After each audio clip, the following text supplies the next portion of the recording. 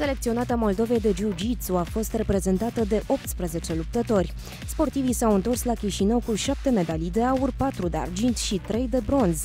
În cea mai prestigioasă categorie de greutate, cea de peste 100 de kilograme, a câștigat Ilie Mămăligă. Acesta a învins un adversar sârb. E greu să evoluezi în 5 zile să ai 2-3 lupte.